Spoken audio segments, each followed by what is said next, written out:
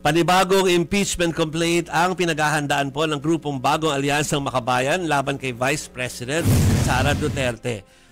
Mapapaso na po kasi yung one-year ban sa paghahain ng reklamo sa Pebrero. Pero kinoconsider po ng grupo ang naunang hatol ng Korte Suprema nang ipatigil ang impeachment proceedings at pagdeklara rito bilang unconstitutional.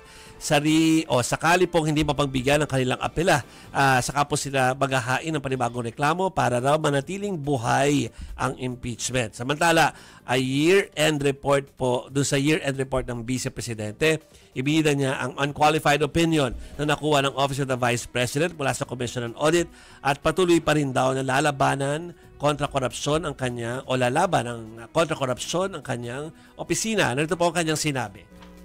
Patuloy tayong lalaban sa kasakiman ng mga iilang mataas na opisyal ng ating pamahalaan.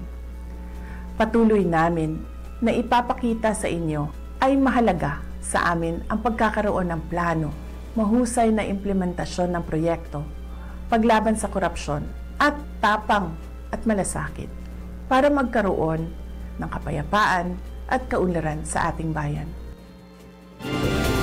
Yan po ay handog namin sa kanyang mga supporters. Yeah. Okay.